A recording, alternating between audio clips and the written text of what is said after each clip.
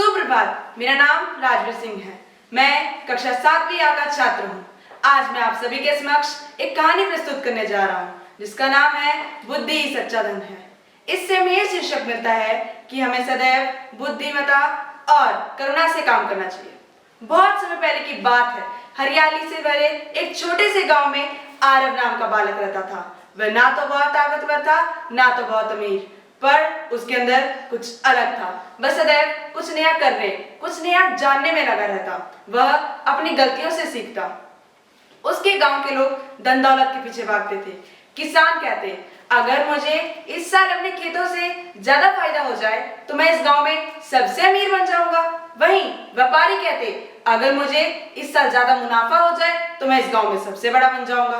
किंतु आरव के दादाजी हमेशा मुस्कुराकर कहते, बेटा, धन तो एक दिन खत्म हो जाएगा, पर बुद्धि वही सच्चा और स्थायी धन है। ये बात सुनकर आरव हमेशा सोचता, क्या बुद्धि ही सच्चा धन है? क्या ये धन मेरे पास भी है? फिर एक दिन गांव में घोषणा हुई, जो कोई उस पहाड़ी की चोटी पर छुपा एक रत्न खोज लाएगा उसे 100 स्वर्ण मुद्राएं इनाम में मिलेंगी। ये बात सुनकर पूरा गांव उत्साह से भर गया। युवक दौड़ पड़े, कोई घोड़े पर तो कोई हथियार लेकर। किंतु आरव के पास न घोड़ा था न हथियार। फिर भी वह अपने आप को परखना चाहता था। उसने रास्ता देखा। रास्ता पत्थरों कांटों से भरा था। उसने उन्हें देखकर बोला, जो कोई समझदारी से आगे बढ़ेगा वही उसकी चोटी तक पहुंच पाएगा। वह आगे धीरे धीरे बढ़ा। उसने रास्ते में कई लोग घायल देखे। उसने उन्हें पानी दिया और उनके लिए छाया बनाई।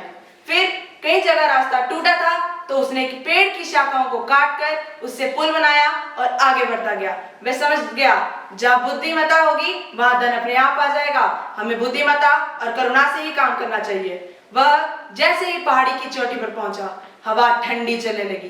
तब भी उसके मन में शांति थी। उसने वहां पे एक पत्थर पड़ा देखा। वह रत्न की तरह लग रहा था, जिस पर लिखा था, जिसने यहाँ तक पहुंचने के लिए बुद्धि, धैर्य और दया का प्रयोग किया है वही सच्चा रत्न पा चुका है।